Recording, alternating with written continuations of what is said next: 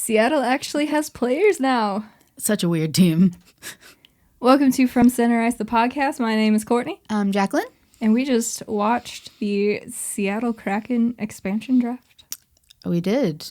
We already knew most of the names because they all leaked within the past 24 hours-ish. They did. But before we get to the expansion draft, there has been some things that have happened since we recorded last. There have. Do tell. I'll go from most important at the top. Okay. So we have our first out NHL prospect. He came out as gay. Luke Prokop. I don't know how you say his last name, but he is a prospect of the Nashville Predators. That he is. I'm going to read his statement that he put out on Twitter. Do it. Hi, everyone. While the past year and a half has been crazy, it has also given me the chance to find my true self. I am no longer scared to hide who I am. Today, I am proud to publicly tell everyone that I am gay. It has been quite the journey to get to this point in my life, but I could not be happier with my decision to come out. From a young age, I have dreamed of being an NHL player, and I believe that living my authentic life will allow me to bring my whole self to the rink and improve my chances of fulfilling my dreams. I wouldn't be able to do this without my amazing family, friends, and agents who have known this about me and met me with love and support every step of the way. I hope that in sharing who I am, I can help other people see that gay people are welcome in the hockey community as we work to make sure that hockey truly is for everyone. I may be new to the community, but I am eager to learn about the strong and resilient people who came before me and paved the way so I could be more comfortable today. This is just the beginning of my journey, and I'm excited to see where it takes me, both in hockey and in life. Thank you, Luke. I love it. When did this come out? Was it yesterday or was it on Monday? I think it was Monday. Monday? Yeah. I was just laying on my couch and then I saw a notification popped up on my phone and it had the rainbow hearts, which is what he tweeted out. And I saw somebody retweet. I think it might have been Pierre LeBrun. And I was like, oh, rainbow hearts. This is a gay thing. Let's see what this is. I like that gay shit. And then I saw this. I was like, oh, shit. I know. Oh, man. So within the same year, we've had our first gay NFL player and now NHL. Yeah. It's amazing. It's so awesome. I'm so happy for him. I'm so happy for him. And it's awesome for hockey. First of all, it's great for him. Of course. Yes. First and most of all, and the biggest thing is this is great for him and he can be himself, and it seems like the team and his teammates are super supportive of him, so that's great. But it is also awesome for the hockey community. Oh yes, and to the people that are out there oh, who cares, it doesn't matter, you shouldn't have to go out announcing your sexuality, no, you shouldn't have to, that's kind of the whole point. Right. But it's also fucking incredible for the gay community as a whole just to have that visibility in such a space. And I think going off of that, there's a lot of people who don't really mean well when they say things like that. Yes. But they want to appear like they mean well. But there are some people that genuinely do mean well. Oh, for sure. This shouldn't be a big deal. It's whatever. And no, it shouldn't be a big deal, but it is because he's the first. Yes. And the first player of any sort is a big deal, especially because they have the whole hockey is for everyone movement. And there's never been an out gay person. Exactly. And it's a whole lot of lip service from the league and a bunch of teams who say good things during June, during Pride Month. Yeah. And then every other month of the year, they're like, whatever. Let's just say the F word on the ice. That's fine. Yeah. So it is a big deal. And while it may not be a big deal to some people who have never gone through having to come out to somebody or who aren't in the LGBTQIA plus community, it is a big deal to people who have gone through that. And it's a big deal to other players who are probably in the league. Oh, and just by the numbers. Statistically, there's definitely at least a few. Exactly. And in junior leagues and in the AHL and all the way any through. Hockey league, it is a huge deal. And it is a huge deal for fans who are part of that community because they finally have representation, and representation matters. Yes. And so it is a huge deal. And while we obviously agree with you that there shouldn't be a big deal, and one day we hope to get to a place where it isn't a big deal, but it is. Mm-hmm. And plain and simple. Yeah. And a lot of people saying, like, we don't need to hear about it, blah, blah, blah. But you have, say, a player and his wife or girlfriend are pregnant, right? Yes. They always announce that, and people are super happy. Yes. So that is something that happens in their private life, right? This is the exact same thing. Absolutely. So you can't be happy about one thing and then see this and be like, we don't need to hear about that, because that's just veiled homophobia with you trying to sound not like a terrible person, because everybody knows that saying those things makes them sound horrible. Yes. So when you say on social media or wherever that this shouldn't matter or this isn't a big deal, if you are one of those people that is truly meaning well in your heart, coming from a good place, if you get negative feedback like that, that's why. Because this is a huge deal. It's a huge deal for fans. It's a huge deal for other players. It's a huge thing for the sport, because it's been so... Hockey is very much still a rich white person sport. Oh, 150%. Yes, there have been people who have broken through those barriers. There have been plenty of players of color, and while there have been a lot of them, there have not been as many as there should be, because hockey is very inaccessible. It's a very expensive sport to play, with all of the gear, with ice time, with travel leagues.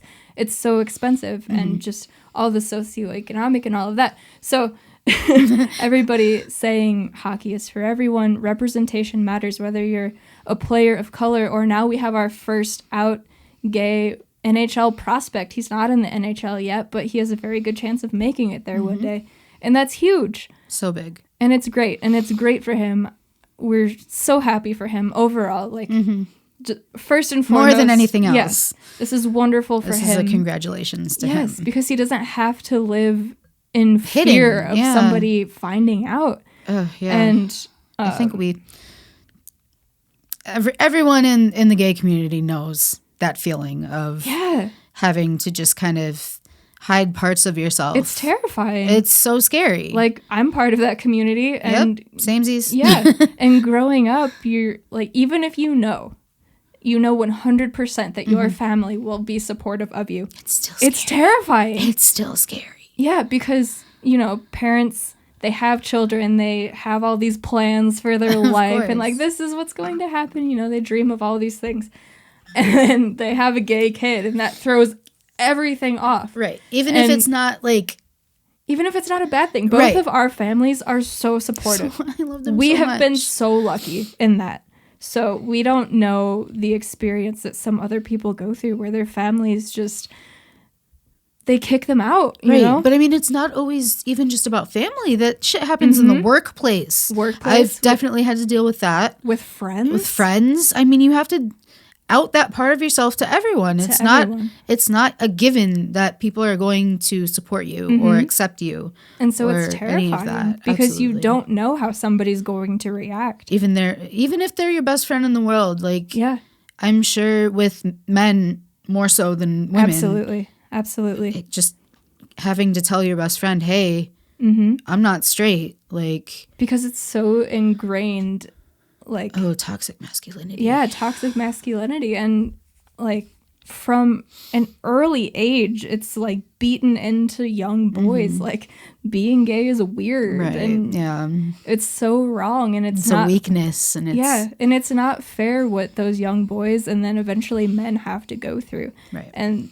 there's a lot of things like that throughout their lives. Absolutely.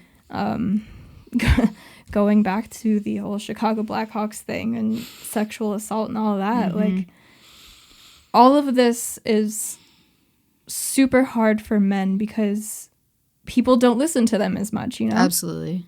And it really sucks. And so having Luke come out is huge. And so if you're saying, oh, it's not a big deal, why do we need to hear about this? That's why, because representation matters. And now other players can see that and maybe they'll feel more comfortable, or fans can see it and they'll feel more comfortable, especially fans of the Predators. Oh, yeah. Oh, for sure. It's huge. It's not even the way you said, what did you just say? You said... oh, why do people need to hear about this? Or why do I need to hear about this? If you don't want to hear about it, move along. That's just fine. You can scroll right on past this announcement. But for so many people, this is so important. It's huge. And yeah, it's just an enormous milestone, and even for I'm so people, happy for him. Yeah. Even for people who are comfortable in their sexuality, who have been out for a while, like, this is awesome. Oh, for sure. Like, you have somebody... Just that representation and that visibility, and just knowing that someone that's just like you is out there and doing these huge things, and going back to the gender differences, like, for young boys coming up through hockey, if they think that maybe they're different in that way and start questioning things, they now have somebody to look up to. Yes. And that's amazing. Like, in women's hockey, there are a lot of out players. Absolutely. And so it's been easier for women coming up. Talked about as the lesbian sport. Exactly. And it's the same thing through most of women's sports. There's a lot of out players, and that's obviously fantastic. But you don't see it as much in men's sports because it's so looked down upon, and like you said before, as like a weakness, and athletes want to be seen as anything but weak. Yeah. And so having players in now 2 major leagues in the US, that's amazing. It's so big. It's amazing. It's good. Yeah. It's so good. And Roman Josi, the captain of the Nashville Predators, had a statement, and he said, "Our message as a team is that we're obviously very supportive of him. We just reached out and told him we'll help him with whatever he needs, and we're proud of him. It's a big step for him, and we fully support him." I didn't see that. Yeah. Oh, that just gave my heart a little butterflies. Yeah. So it's awesome. It's awesome. And even for players who aren't gay or aren't out, like Roman Josi, it's really important for people to hear messages like that. Oh, yeah. You don't have to be part of the community to support this person. Exactly. And the more normalized it is, the better. Absolutely. Because then people can just feel comfortable. And that's what it's about. Hockey should be for everyone. And we know we're not there yet. No. But we're getting there. Big strides are being taken, and it's amazing. Exactly. We're getting there. And the more strides we can take in that direction, the better. And so this is great. And then the NHL made a move that genuinely surprised me. It was on that same day. Okay. They tweeted out, "The NHL announces a $100,000 donation to national LGBTQ plus organizations selected in coordination with Luke." I was genuinely surprised. I almost cried. Me too. Honestly, because the Trevor Project is part of that, right? The Trevor Project. All these other... I'm guessing these are hockey teams, but Villagers and Pioneers and You Can Play. That's huge. It's so big. And with all of the PR misses that the NHL has, this is a great one. And it came out the same day that Luke posted his statement. So it was just more support thrown behind him, and genuinely pleasantly shocked by the league. Yes. Who usually does nothing but disappoint us somehow. They're very good at that. They really are. So that was amazing. It was July 19th, now that I see the dates on here. So it was Monday. Yep, Monday. So huge and amazing, and we are so happy for him. Yes. And I really hope he does make it to the NHL, and I will be one of many first in line to get one of his jerseys. Absolutely. Even though it's a Preds jersey. Fuck the Preds, but or even an Admirals jersey. Oh, that baby blue. But they do have the black ones. The black and blue ones. I fuck with the black ones. Yeah. Okay, yeah. Yeah. Is it that baby blue? Every time I see it hurts my soul. But the black ones. Okay, I'm down for that. If he's on the ads, I will get one of those. It will be a lot harder to root against them. Yeah. But I know once the Hogs are out on the ice against them, I'll be like, fuck the Emeralds. But I will get a jersey if he plays in Milwaukee. So that was the biggest thing, I will say, that has happened since then. Yeah. And now, if you're watching this, I'm going to turn my hat around because I can't wear hats properly. You don't know how hard that was for her to do that whole intro and first part with the hat on correctly. Yes, and now there's just hair in my face. Because I had to wear my Seattle hat, but it has to go backward because now I can actually feel like myself. So we last recorded on July 12th. Okay. And that was when Duncan Keith was traded to the Oilers, Right. and Pierre was hired by the Senators. I forgot and the about Stanley that Cup already. got broken. I forgot about. Yep. Yeah. Okay. Have you seen anything about the cup getting fixed yet? I haven't. They said it was supposed to happen this past weekend. Like they were supposed to get it back this past weekend, and maybe they have. I'm I don't guessing know, they but did. I didn't see any pictures just of haven't it. Seen it out and about since Yeah. then. But things have happened since then. Like what? So we don't have to worry about Pekka Rinne coming to the Blackhawks because he retired. He did. I did not see that one coming. Pekka Rinne retired. He's done. He's not done. going to be In Rinne yellow. in the playoffs anymore. Now they are under UC Saros, and he's just going to have to run with it. I mean, I like him better than I like Pekka. I don't like any Preds. You know, but once players retire, I'm like, oh, I soft spot. kind of While they're playing, like, fuck that fuck guy. that guy. Fuck that guy. But then they retire, and you're like, oh, all the memories of beating him in the Of hating playoffs, except him. for that 1 year in 2017 Where they swept us. And the Blackhawks scored 3 total goals in the In series. the whole But series. yes, now they are under full control of UC Saros. They And are. He had a fantastic run this past season. Mm-hmm. We'll see if he keeps it up. I hope he doesn't. Just Just hockey because wise. it's the Predators. Hockey wise, yeah. And then staying in the Central Division, the Minnesota Wild. What they do. They bought out Zach Parise and Suter on the same day, within hours of each Same other. day. Within hours. Didn't they get signed on the same day too? They sure did. And that was back in the day when I was a fan of the New Jersey Devils because of Marty Brodeur and all that. And Parise was the captain. Uh-huh. And that summer when he was a free agent, he, like, before coming into free agency, is like, my number 1 goal is to re-sign with the Devils, blah, blah, blah. All good lip service. Free agency opens. He goes home to Minnesota. I was like, fuck you forever. Fuck you forever. Fuck you forever. How do you leave? You're the captain of the team. And so I have hated him ever since that. I don't think I ever knew like the story behind that. That's why. Okay. That's why. And that's why I disliked the Wild so much, because he was playing for them. I was like, I can't see you have success. After you left the Devils when the Kings beat you in 2012 in the final. Like, it was just so many bad things that happened. Like, it was the Kings, and then Parise left, went to the Wild in the Hawks division. I'm like, no, fuck this guy forever. And yeah, him and Suter signed on the same day. They got bought out on the same day. Damn. How many years later? Oh, so I'm pretty sure he left after the final in 2012. Okay. It might have been another year, but I don't think that it was. Okay. So 9? No. That can't be right. I don't remember how long they signed for, actually. I can't math. I don't know when they signed that contract.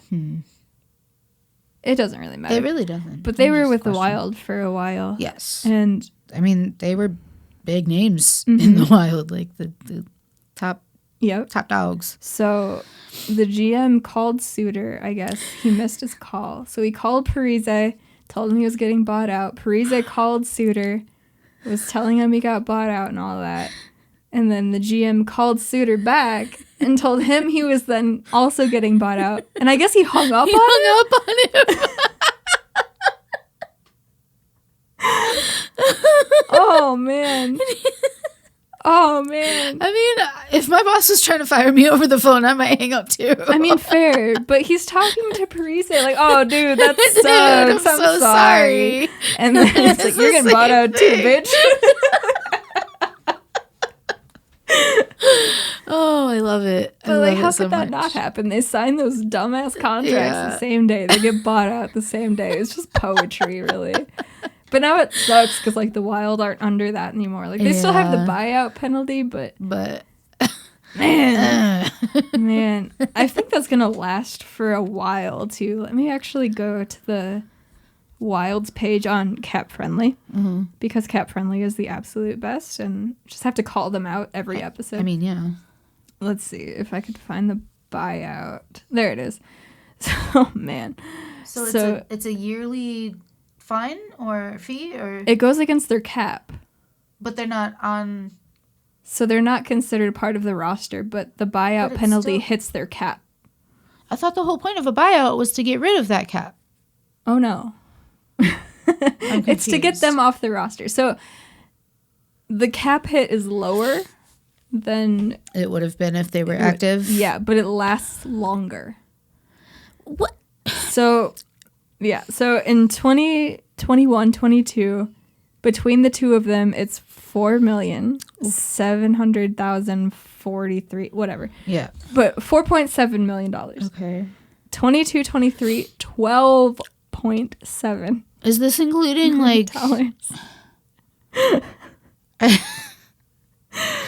Wow. 2023-24, 14. Why is it just going up? It goes up and then it goes down. So 24-25, 14.7 again. Oh my god. 25-26, 1.6 million. But that's so far away. 26-27, 1.6 million.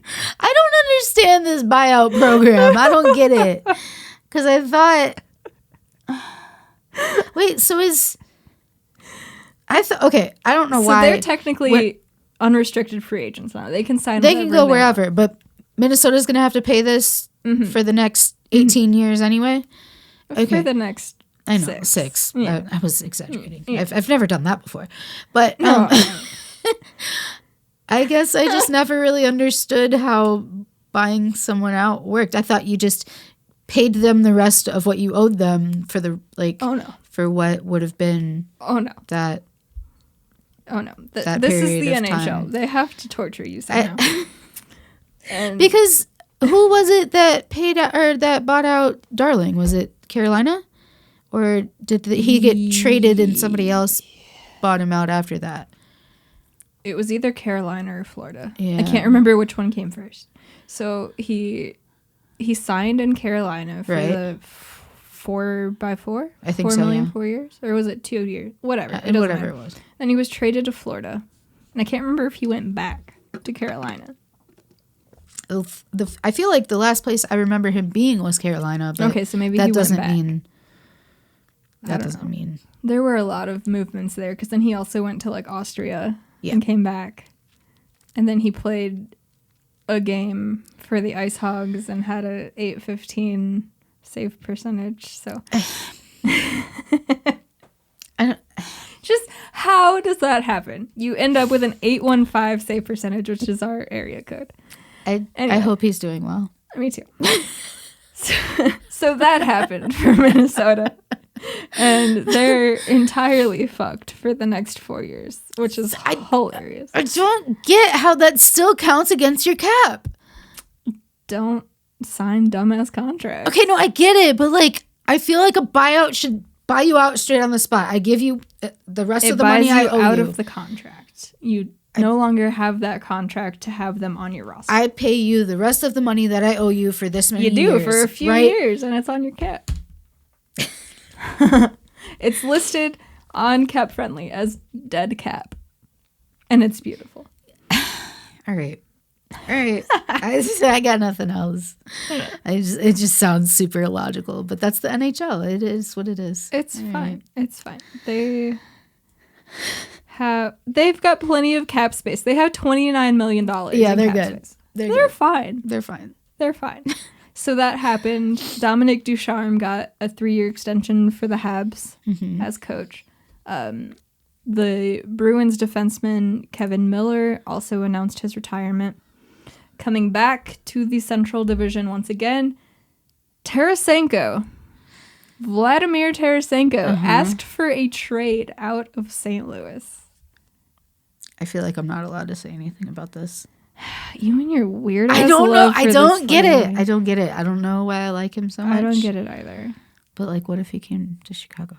He's got 2 years left at $7.5 million. Oh, we don't have that. I would shit myself because we would have that. What if they retain salary? Are they taking Calvin DeHaan back? I feel like that would have to be part of it. Yeah. Dude, I can't. He's not even good anymore. and he's got 2 years left, so he would go through next year. So this offseason for the Blackhawks, we have to, if they re-sign all of their free agents, well, except for the guys who are on injured reserve.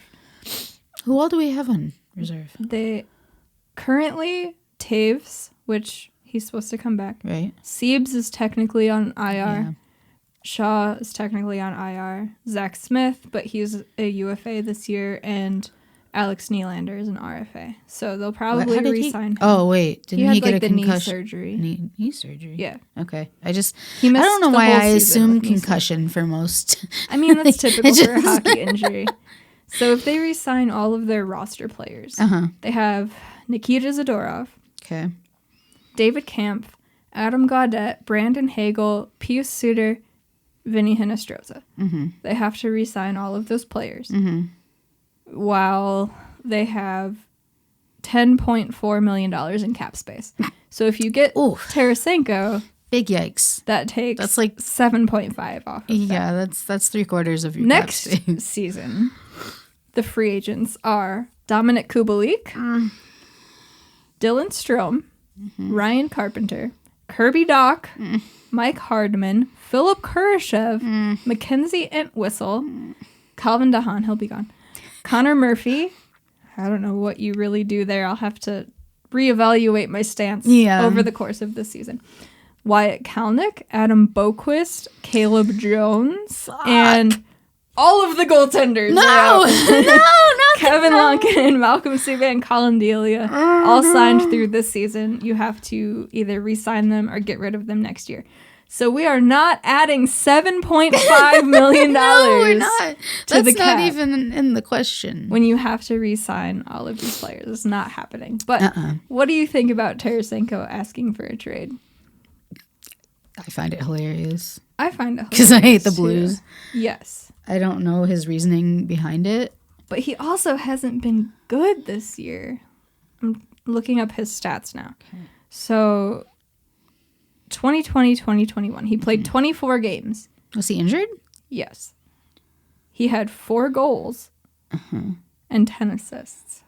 14 points in 24 games.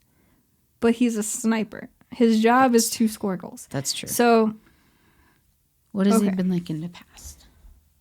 So back when he was playing full seasons, he didn't play a full season in 1920 either. He played 10 games. Oh, no. So in 18-19, he had 33 goals. 17-18, 33 goals. 16-17, 39. So he's been like a 30 to 40 goal player. Yeah.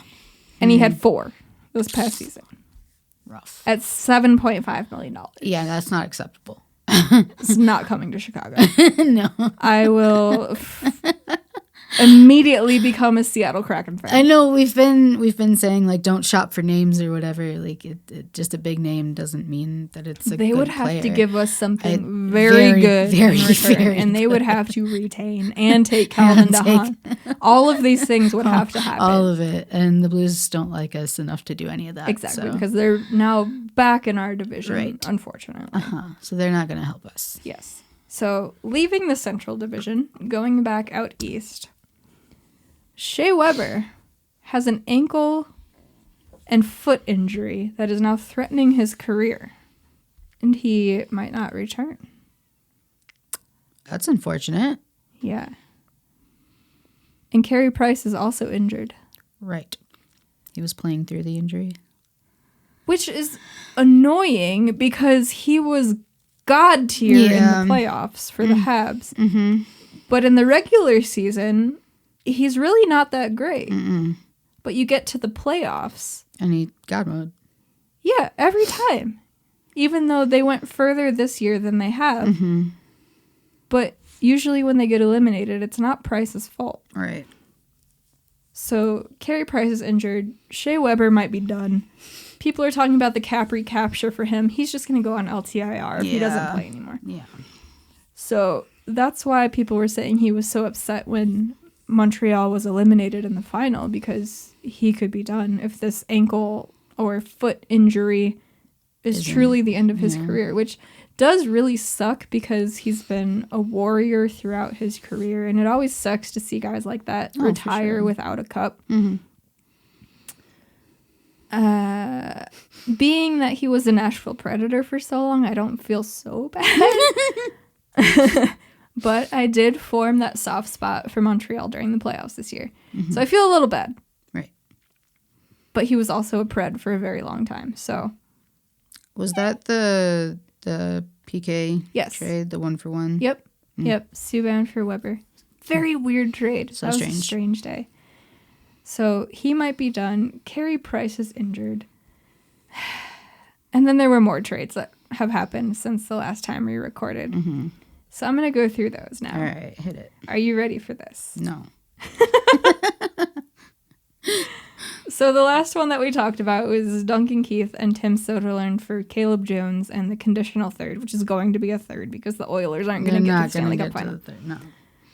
So then there was a very minor trade where the Carolina Hurricanes acquired Dylan Wells from the Edmonton Oilers for future considerations. Mm-hmm.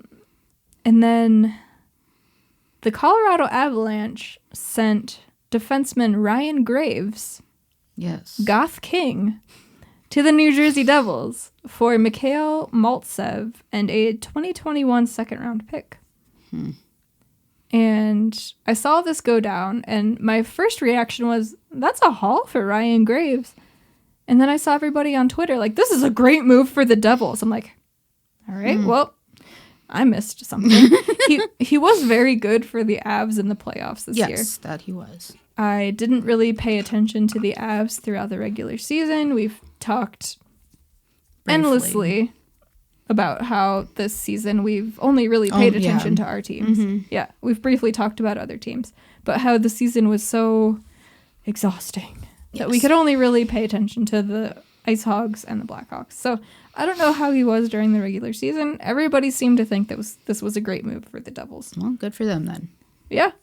I was like, Joe Sakic fleeced somebody again because they got a second-round pick out of it. Right, yeah. So, I don't know. And then we have the Detroit Red Wings acquiring Nick Leddy. Right. Former Blackhawk. Mm-hmm. Blackhawk legend. Yes. From the New York Islanders for another Blackhawk legend, Richard Panik. Mm-hmm. And a 2021 second-round pick. So apparently defensemen are just flying off the shelf for a second-round pick. And I'm over here thinking, who can the Blackhawks trade? I was just going to say, like, who would you want to give up a second-round pick for? I can't see DeHaan going for a pick that high. No. Nikita Zadorov isn't signed, so you would be trading his signing rights to somebody. Mm-hmm. So I don't see him going for that much either. Anybody else I don't think I would really trade. Right. Our other defensemen on the roster are Connor Murphy, Riley Stillman, Ian Mitchell, Wyatt Kalnick, Adam Boquist, and Caleb Jones. I don't see them trading any of those guys. Mm-hmm. So if they can't get anything for DeHaan, and apparently they can't get anything for Zadorov, which was something that was reported before the expansion draft, then I don't know. But the Red Wings now have Nick Leddy. They do. That will be weird to see. Yeah, it's hard to picture him in red. Yes. Yes, it is. The Vancouver Canucks acquired Jason Dickinson for a third-round pick. So they sent a third-round pick to the Dallas Stars for his signing rights. So maybe we could get a third-round pick for Zadorov. Okay. If somebody values him that high, which I do not personally. But I can see how other people might. Me too, because NHL GMs go, oh, big player, must sign. Large man. Yes, exactly. Large man, I want. They're all cavemen. They're cavemen. Yeah. And then a bunch of trades came in on July 17th when I was out of town. So the whole world just blew up when I was not at my computer. Saturday. This past Saturday. What did I do this past Saturday? I don't know. Oh, I demolished a piano. Is what? Hell yeah. Why? I've never used a sledgehammer before, but that was really fun. Sledgehammer on a piano. Yeah, because we were cleaning out my mom's basement, and there was a piano that came with the house down there. Okay. It was all broken and beat down and all that. And He it, took a those sledgehammer to those it. things weigh like 8,000 pounds. Yeah, So yeah, we invited my brother and my dad over, and my mom, me, my dad, my brother. We all took turns swinging the sledgehammer at this Hell thing, yeah. and it was actually really therapeutic. That's awesome. I have never destroyed a piano before. Me either. And I was just a at a good time. bachelorette party and I wasn't destroying a piano. I was in Milwaukee But I was not paying attention to my phone while we were just. Ah. It took like 4 hours to destroy the to piano. destroy the piano. Holy Those shit. things are fucking solid, and they're heavy even when you break them apart. You probably could have sold it. How would they get it out of that house? That's their problem. You drop that thing on the stairs, it's going through the stairs. You buy it, it's your problem. I don't know. So the first deal that really surprised me was the Arizona Coyotes sending goaltender Aiden Hill, Oh, right. He got sent to California, right? to the San Jose Sharks along with a 7th-round pick for Joseph Coronar and a 2nd-round pick. And I don't know who that guy is. I but know who thought Aiden that Hill is. Arizona was going to run with him. Me too. I'm going to look up Coronar now. Coronar. Let's see. He's a goalie. He is a goaltender. Okay. So he played 10 games this season. Okay. He had a 3-5 record. Oh. And a 3.17 goals against average and an 899 save percentage. But he is 23, so, a young goalie. Oh, yeah. And the Sharks kind of sucked this year. But we'll see. Maybe it's a good move both ways because Aiden Hill was pretty highly touted for the Coyotes as a prospect. I mean, we've seen him play With the Roadrunners. Yeah. So I think it's a good move for San Jose, especially since they lost Dubnyk to Colorado Right. and Martin Jones sucks. So there's that. And then the Toronto Maple Leafs made a trade. Right. They sent Philip Hallander and a 7th-round pick to the Pittsburgh Penguins for Jared McCann, who they then promptly exposed in the expansion draft. They did do that. We'll get to the expansion draft, but that's the trade that they made. So then... That was the original trade. The New York Rangers acquired Barclay Goodrow from the Tampa Bay Lightning for a 7th-round pick. They acquired his signing rights, so he's a free agent. Okay. For a 7th-round pick. And they promptly exposed him to the expansion draft, but he was not taken. So that was an interesting pick. And there was a take on Twitter. So there was a quote, and Molly Walker tweeted this out. She covers the Rangers. Okay. Very good follow on Twitter at Molly Walker, MOLLIEE, Walker with 2 R's. And the quote from Chris Drury that she tweeted out was, "He's a winner. He's able to walk into our locker room and talk about what it's like to play in the playoffs and to win cups." And somebody quote tweeted that. And their name is Mike Gould. So at Mike T. Gould, Gould. And they said, "We acquired this player for his illustrative conversational ability," is a new one. And that made me laugh a lot. So I just had to call out that tweet because that made me laugh. Yeah. The New York Rangers also acquired Nick D. Simone and a 2022 4th-round pick for Brett Howden.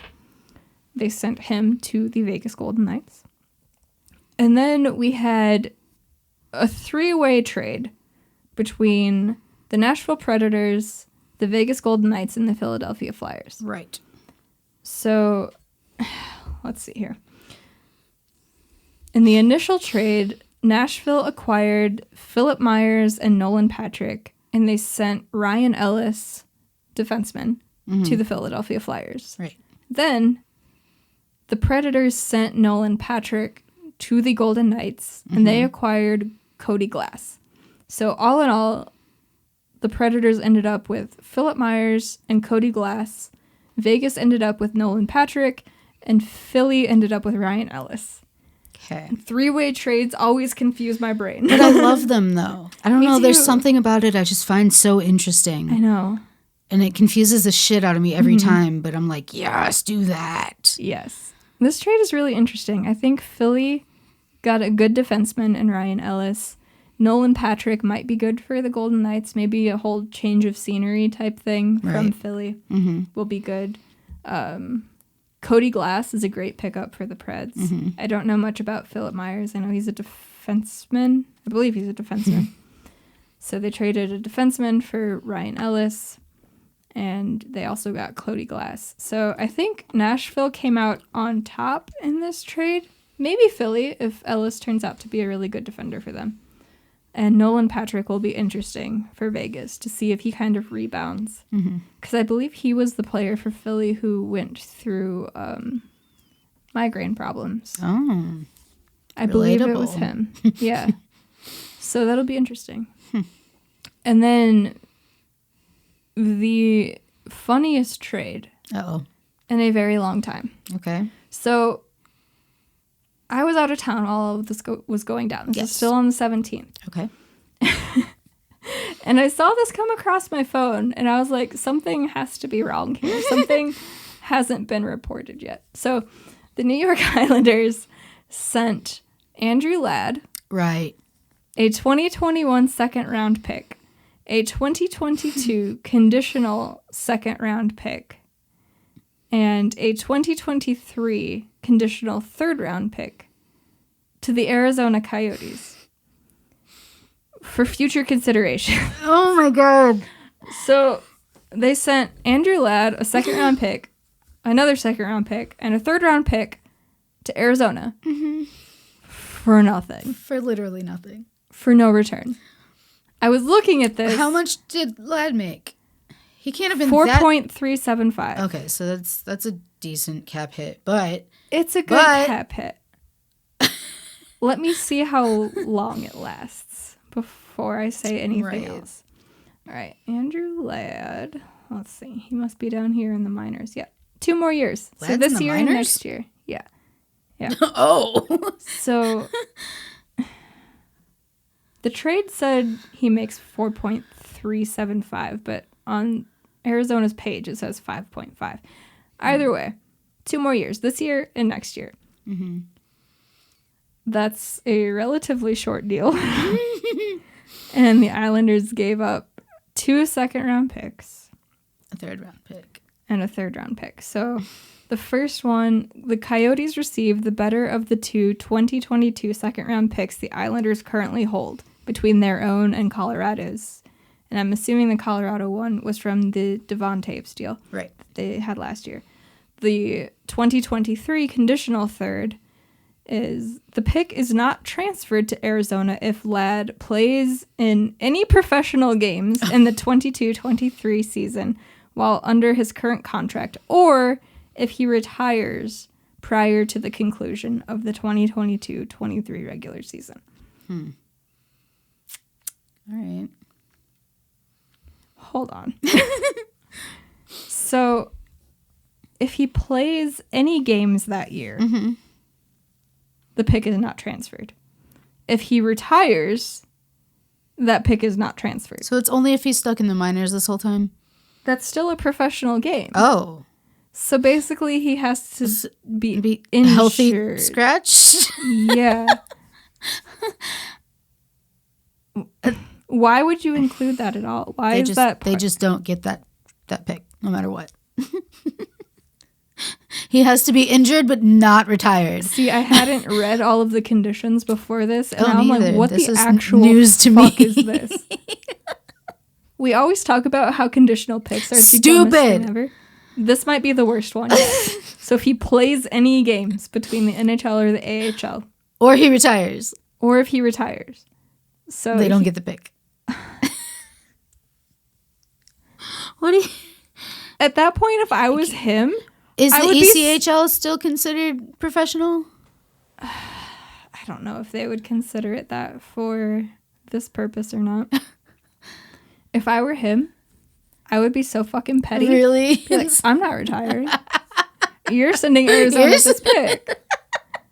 But I'm also not going to play. Right. So I'm just going to be over here injured with something. With something. And you're going to give them this pick. Out. Yeah.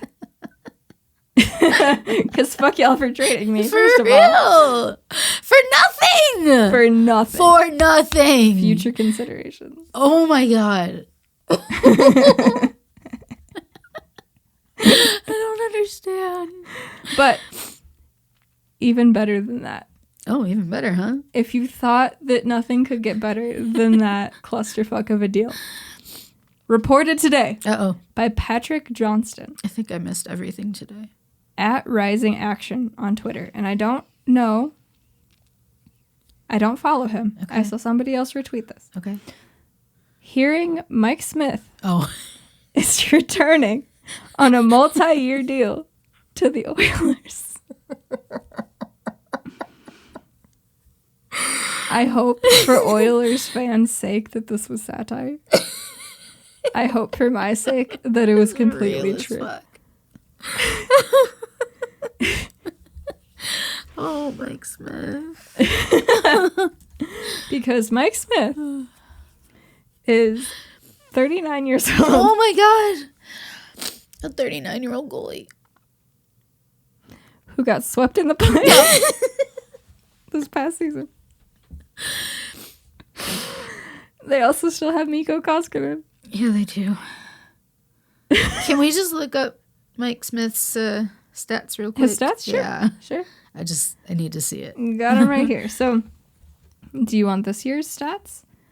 He started 30 games. He had a record of 21, 6, and 2. Okay. He had a great year. Very good. He had a great year. Yes. With a 231 goals against average and a 923 save percentage. Great year. Yeah, wonderful. Great year.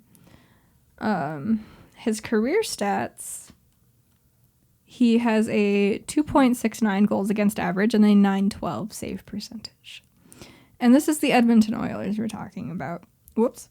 I clicked a button. There he is. So he had like a redemption year this past year, but he's 39. Right. Do they not have past years? They do. They're down here. Yeah. I just want to see like which way he's trending or if he's trending anyway. Basically, this year was an anomaly. Yeah, definitely. I mean, he doesn't have terrible numbers. Like No. Like an 898 isn't great, but that's like the lower end. of... I mean, it was with Calgary. So Well... he didn't have a great time with Calgary. Yeah. Or Tampa. That was a while ago. But he's 39.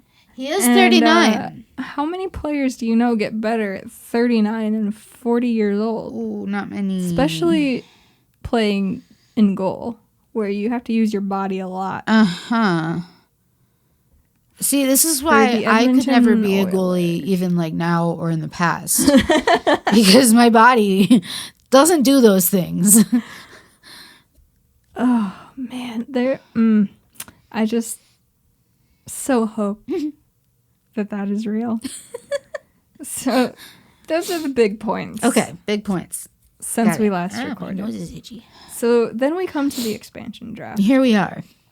And before it took place this evening, I was looking at the list of exposed players. For all the teams. Okay. All the teams. We'll get to Chicago last because that's of biggest interest to us. Sure.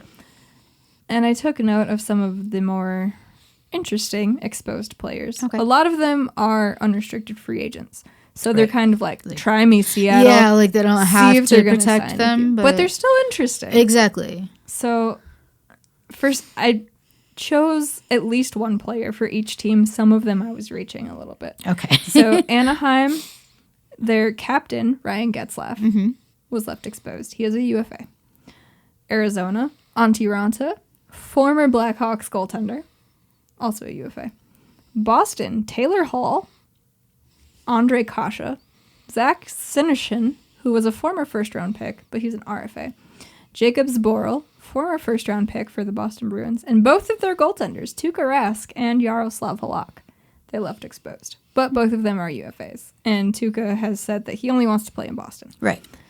And Yarrow is pretty old, so I didn't really see them taking him anyway. But still of note, both of their goaltenders are just, hey guys, you can take him if you want. What's up? Buffalo, Jeff Skinner, is interesting, but he has 6 more years on his deal. at $9 million. Oh, boy. Who's this? Jeff Skinner in Buffalo. Yikes. Yeah. Oh, in Buffalo. So we Lord. kind of knew he wasn't going to get taken. Still interesting.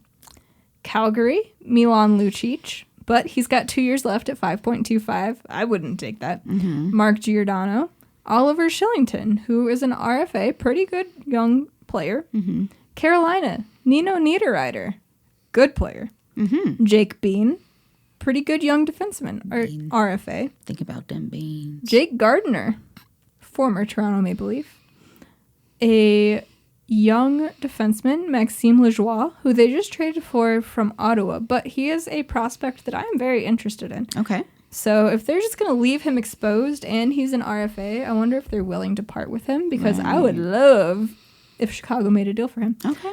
And they left Peter Mrazek and James Reimer exposed, but both of them are UFAs because all of their goaltenders are free agents this year. Mm-hmm. Like us next year? Yeah. Colorado, JT Compher, Gabriel Landeskog, who is a UFA. Landy. Brandon Saad, Sauter. former Chicago Blackhawk, UFA. Dennis Gilbert, former Blackhawks prospect, former Ice Hog. Did he ever play in the NHL? He got a couple games, yeah. Okay. That's what I thought. Yeah, because he got called up and we were like, wait, but we need him down here. Mm-hmm. Yeah. Columbus, Max Domi was left unprotected. Interesting. Mm-hmm. Dallas, Jamie Alexiak, and Ben Bishop. Whoa, Big Ben. Big Ben didn't play at all this year. Was he injured? He was. He had knee surgery, I want to say. Oh, how do you come back from a knee surgery as a goalie? As a goalie. As a goalie. Detroit, Evgeny Svechnikov, who is Andre's brother, Carolina. Christian Juice, which is, he's a very interesting... The DJOOS? Yes. Juicy, got him. Yep. Interesting defenseman because he was traded, I want to say, from Anaheim to Detroit. Or he was put on waivers. He wasn't even traded. He was put on waivers and they claimed him. And he was originally with Washington, and I think he went to Arizona, claimed off waivers by Detroit. But he's a good player, and he scored a few goals against Chicago this year. And so I feel like he is very unrespected, and I don't know why. And it's always weird when you have players that look good to you, and like you can't really find anything bad about them, but people also just they don't respect them. Yeah, don't put any respect on their name. Also, Troy Stetcher, who is a defenseman that I don't know if he was on waivers, if he was traded or just signed as a free agent, but he was playing in Vancouver, went to Detroit. Also an underrated player that I don't feel like gets enough respect. He was also exposed. Interesting. Yeah. So then we go to Edmonton, and they... Way over in Edmonton. They had Dominic Cahoon, former Blackhawk. Kahuna. Oscar Clefbaum, defenseman. Tyson Barrie, defenseman. And Adam Larson, defenseman. But at least the last two are unsigned. I don't know if Clefbaum still has any years left or not, but the other two are UFAs. Florida, Noel Achari, Brad Morrison, former Ice Hog, who is also very underrated and not respected at all, which he deserves respect. Lucas Wallmark, former Blackhawk. Lucas Carlson, former Blackhawk. Brandon Montour, who came from the Buffalo Sabres, and Chris Drieger, goaltender, left unprotected. Los Angeles, Andreas Athanasiou, who I also feel doesn't get enough respect because he was a Detroit Red Wing, went to the Edmonton Oilers. They didn't re-sign him, so he went to Los Angeles. Right. I feel like he doesn't get enough respect. He's a very fast player. Oli Mata. Like bagel fast? Or like... Yeah. Yeah? Yeah, he's got some feet on him. All right. Former Blackhawks defenseman, Oli Mata. And Jonathan Quick. Not that anybody would take him. No. But he wasn't protected. Minnesota, Nick Bonino, Gabriel Dumont, Luke Johnson, former Blackhawks prospect, Carson Soucy, and Capo Kakinen, their goaltender, which was very interesting to me because he was really good as an Iowa Wild, and they left him unprotected. For why? I don't know.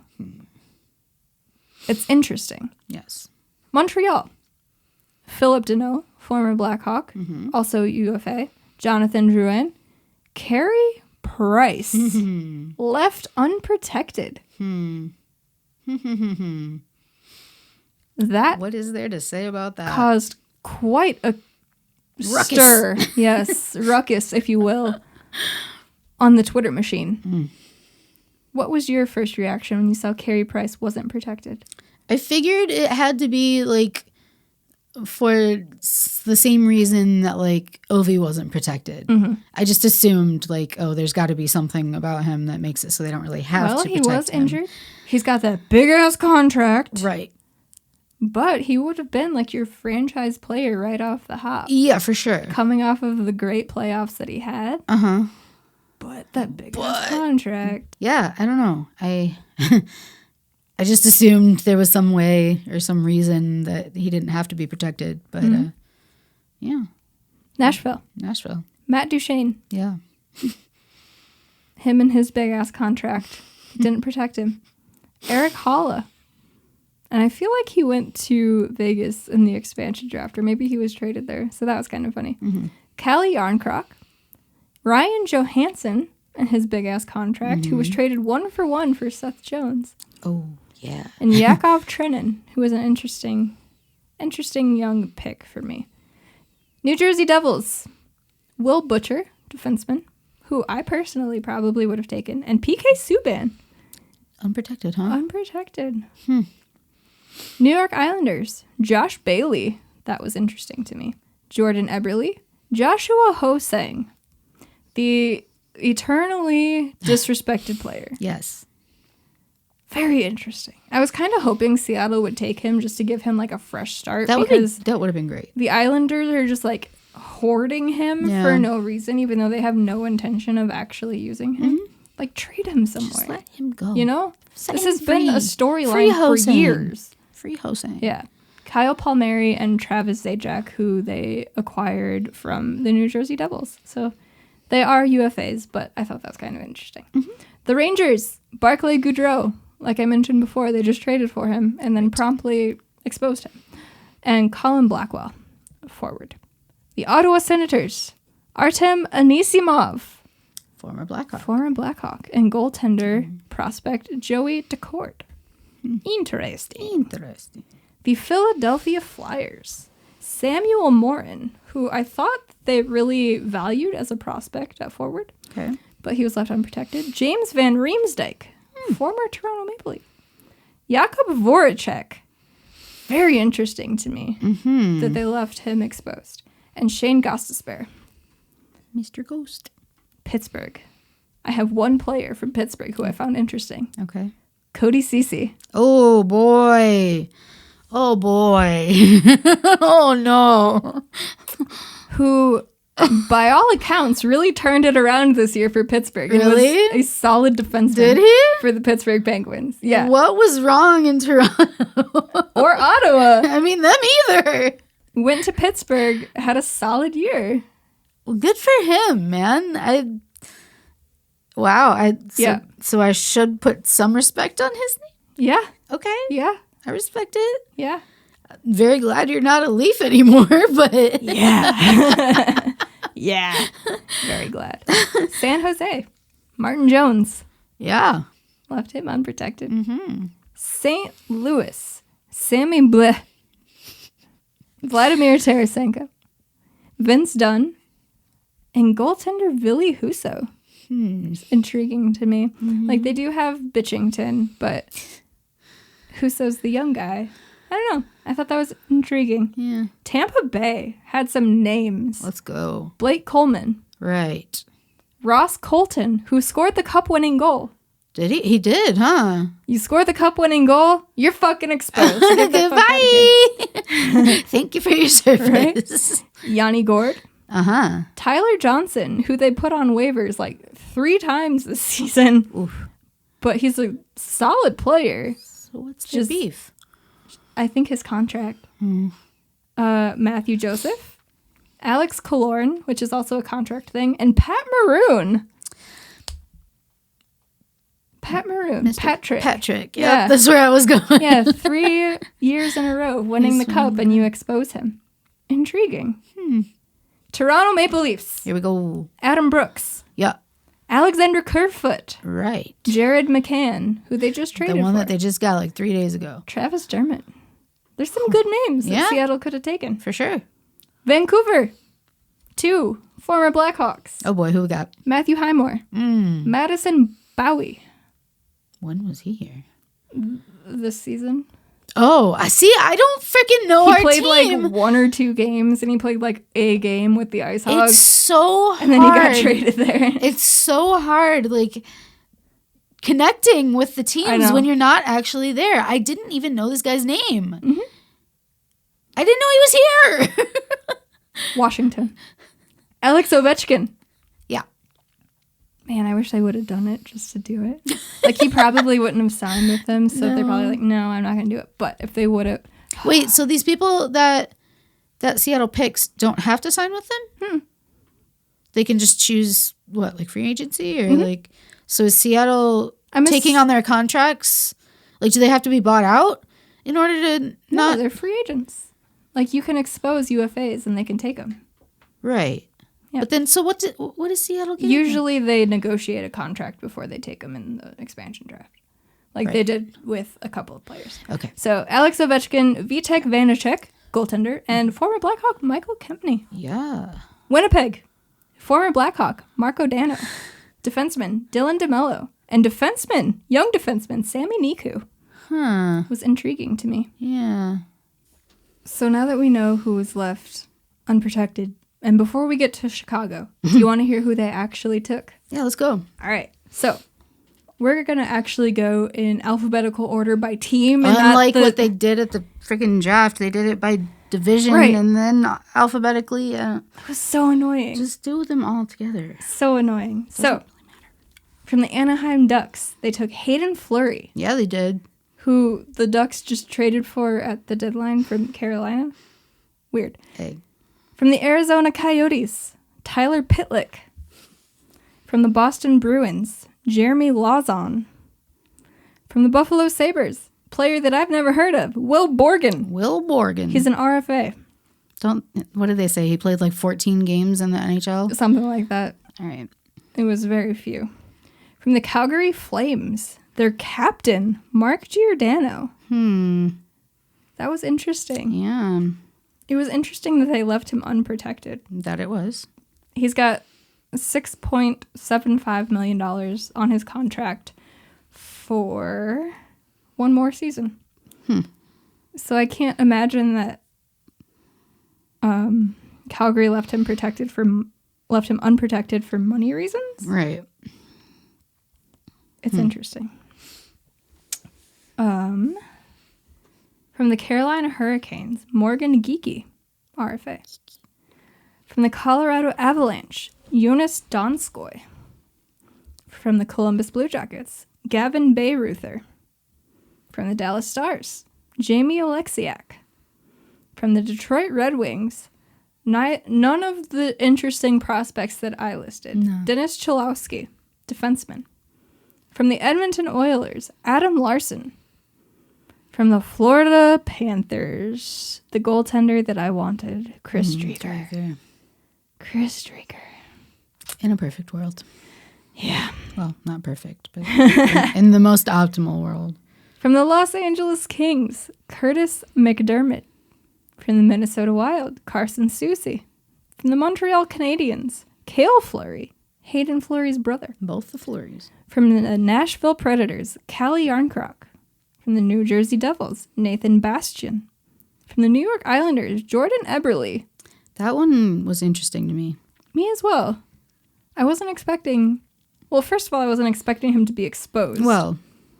But once he was, I guess it kind of makes sense for him to be taken. But it was still very intriguing. From the New York Rangers, Colin Blackwell.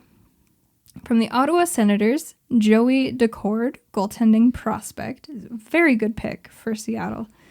I was surprised that Ottawa left him available. They should have left Matt Murray exposed. Well, but, yeah. you know. From Philadelphia, Carson Twarynski, who I've never heard of in my life. From the Pittsburgh Penguins, Brandon Tanev. From the San Jose Sharks, Alexander True. From the St. Louis Blues, Vince Dunn. Great pick for Seattle.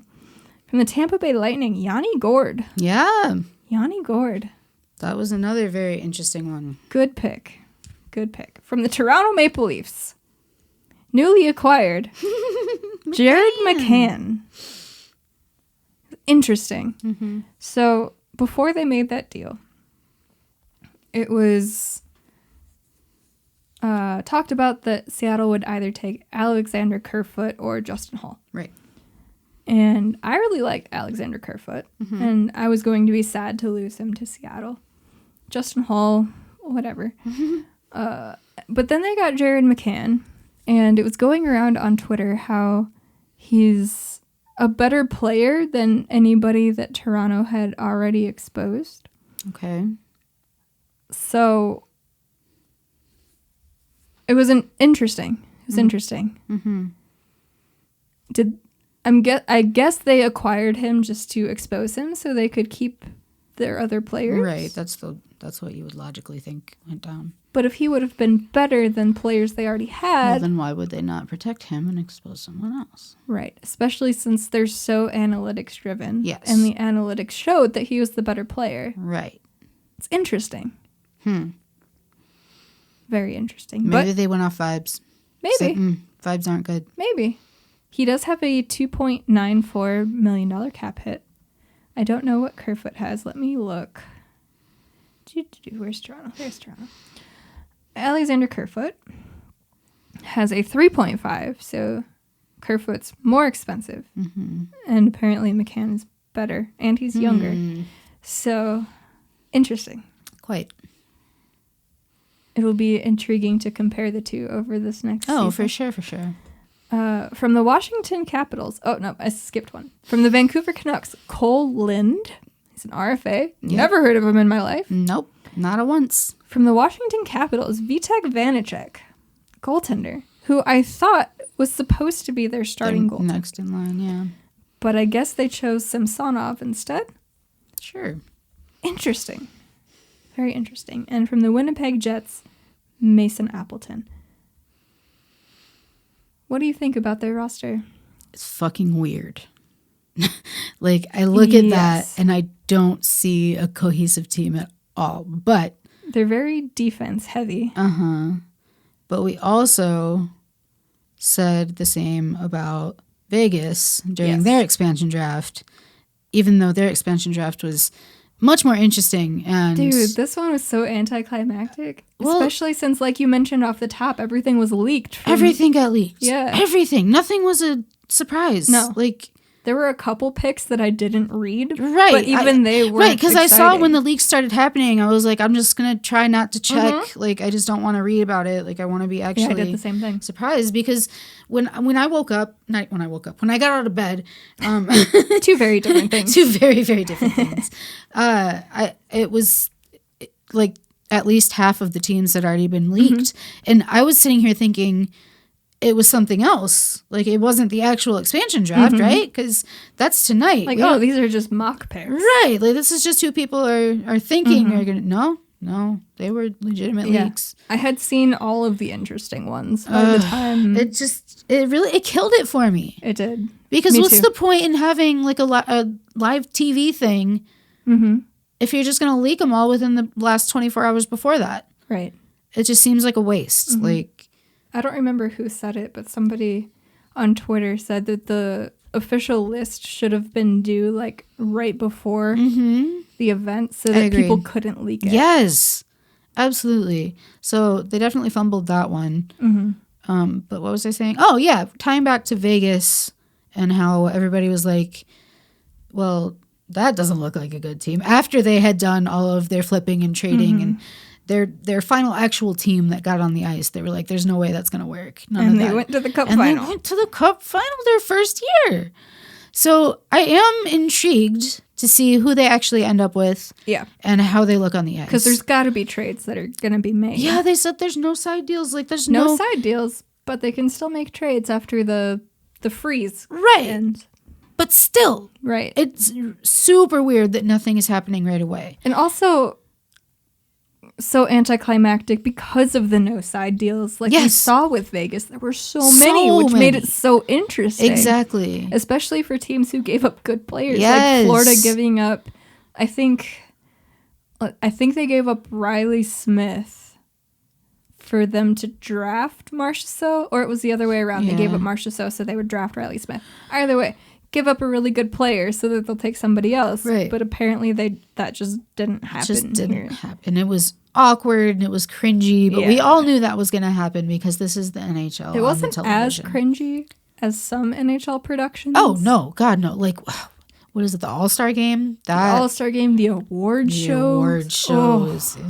I was kind of glad they just like announced those via Twitter this year because the award show is always so bad. So bad. So bad. So we knew it was going to be uncomfortable to watch just because, like secondhand embarrassment and all that. But yeah, I don't know. I'm just really bored and underwhelmed. Yeah. Overall. Because like they didn't take really good picks. Right. There were really some big names. Good players exposed. Like, I mean, you just named them all off. Yeah. Like the goaltender from Minnesota, Kaapo Kähkönen. Like when I saw he was exposed, I was like, oh, Seattle has to take him. They have to take him. Yeah. They have to. And they just didn't. Like they chose really solid goaltenders in Driedger, Vanacek, and Joey Decord, but right. I don't know. Like that was really weird for me. Yeah. And they did make some good picks. I like Vince Dunn. I like the goaltenders they did choose. I mean, not all of them are busted names. No, but like Kelly Yarncroft's a good name. Like they have good names. Yanni Gore, Jordan Eberle, blah, blah, blah. They have good names, but there were better players available that they didn't take. Which, I agree. Going back to your point about Vegas, I feel like we said the same thing about them there too. So right, that definitely we said the same thing about Vegas because we were like, there are all these guys that are exposed, and you chose that person, right? Like, so I guess it's always going to be kind of like a surprise, right? That they're not going to take the really big names, but I mean. They were also taking on everybody's contract and flipping it. That's true. Yeah, Vegas definitely had a different approach than Seattle. I feel like they didn't want to take on the super bad contracts just to do it because they didn't make those side deals. You know? Right. Like if they had, maybe they would have taken on some of those bad contracts.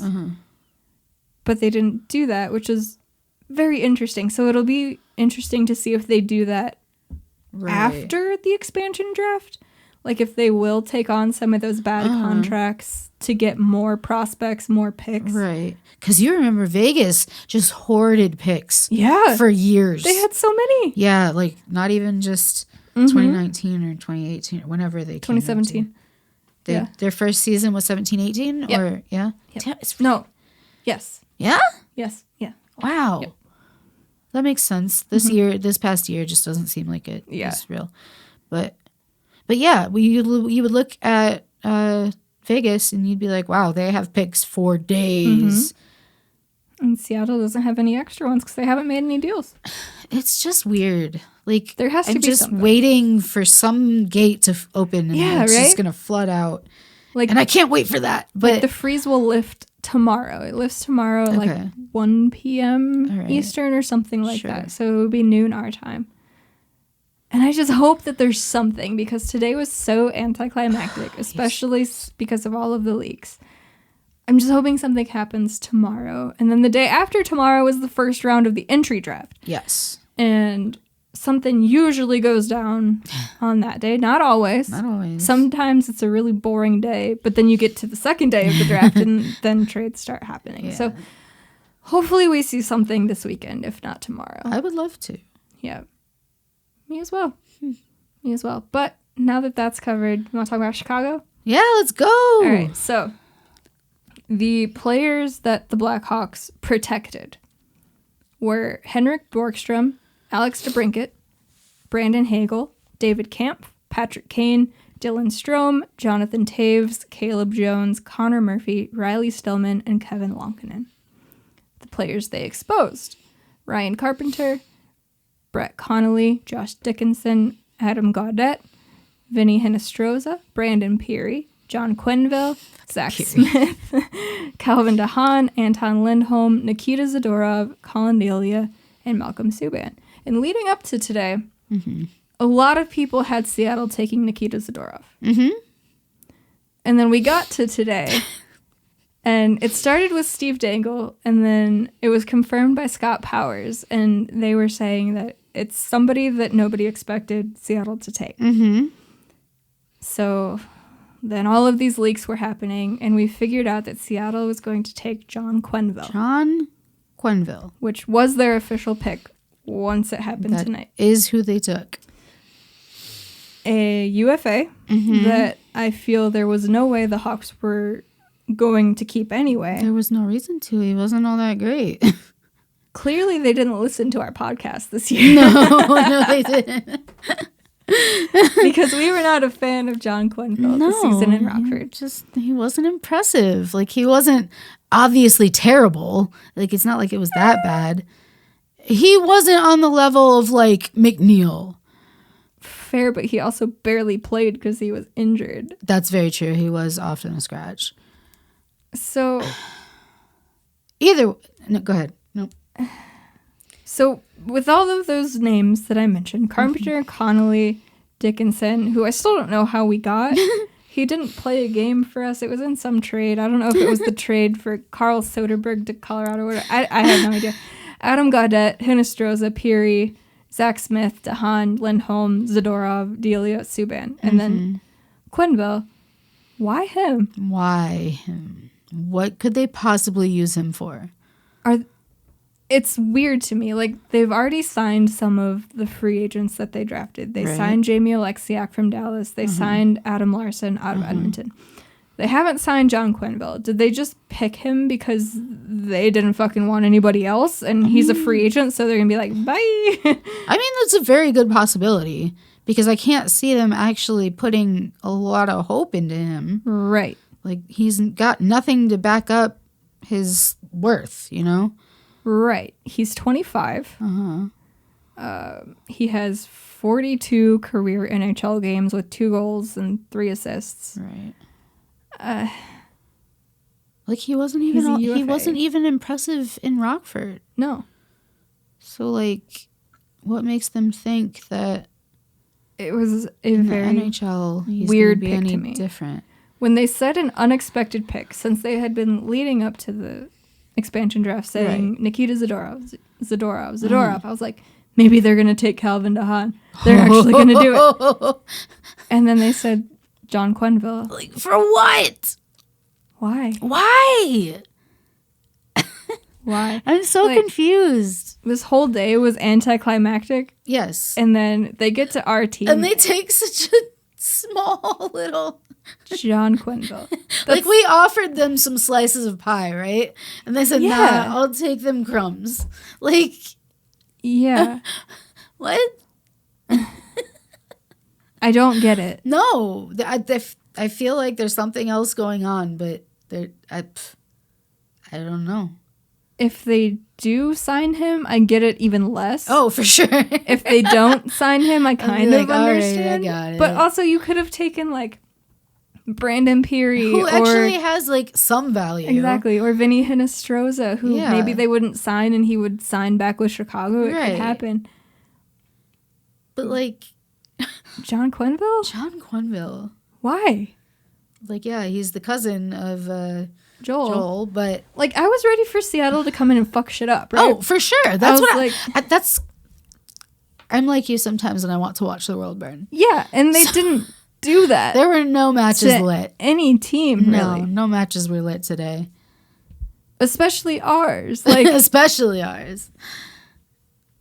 When you see the protected list, you go, okay, well, those are all of the guys that I would want to keep anyway. Right. So any of these unprotected guys, like, fuck shit up, Seattle. Yeah, let's fucking go. And they take John Quenneville. Okay. Like, I can't even have a reaction to this except why? Why? Yeah. Why? I don't know.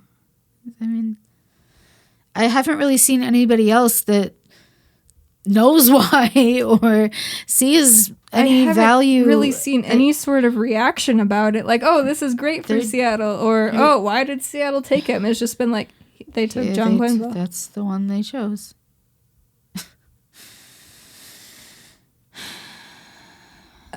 What? I don't know. No. I don't understand it. I don't get it at all. If they took somebody else, I feel like they probably could have flipped them for something. Mm-hmm. Like even a 7th round pick. But Yeah. John Quenneville? John Quenneville. I have questions. Me too. The main one being why. First of all, why? First and foremost. And I'm curious if the Hawks will then make a deal after the freeze tomorrow with them for something else. Because why? Why? Why? Something else is going to happen. Just because they went down this way, it makes me think that the world is going to burn very soon. That could be. Maybe it'll be. Feel it. There's no matches lit today, but I feel the heat from some other fire far away. Maybe there will be some smoke tomorrow. Okay. And then day 1 of the draft is when it'll really catch on. Shit. And then things will go crazy. Maybe. I kind of want it. Me too. Because I'm bored. I'm bored, exactly. Yeah. This was so underwhelming. It was. I don't care. Me either. The only thing I care about is that... Those jerseys. Yes. Is that where you were going? That's where I was going. Oh my God, they're beautiful. Seattle's jerseys are so beautiful. Good. And I will be buying them as soon as I know who's on the actual roster because I'm one of those people that doesn't like blank jerseys. Yeah, that's so fair. I have to get a name on it. I think the only blank one I have is the old third, the black one. The black one? Yeah, I have a couple. But I will get them customized at some point. I just haven't done it yet. But yeah, man, like... Those jerseys are beautiful. A+ to the design team on that one. Absolutely. Maybe not so much your scouting team for these guys that you drafted tonight, but I guess we'll see what they do at the entry draft. Hey guys, Courtney here. We recorded a much longer conversation, but during my edit, I realized that it would be best broken up into 2 different episodes. But don't worry, it is all related to the draft, so that will be coming out very soon. In the meantime, thank you so much for listening and or watching this episode of From Center Ice, the podcast. We greatly appreciate it. If you are watching on the YouTube, if you could go over to Apple and give us a rating and a review, that would be fantastic. We would greatly appreciate it. If you are listening to the audio-only version, you can head on over to our YouTube channel and subscribe to that. You can watch us do the podcast. You can watch other videos and all of that. That is youtube.com/c/FromCenterIce. Or you can follow us on social media. That is at From Center Ice Pod on Instagram and at VF Center Ice Pod on Twitter. Again, thank you guys so much for watching and or listening. We greatly appreciate it. We'll be back for the draft. That will kick off season 3 of From Center Ice. We're super excited and we will catch y'all then. Bye guys.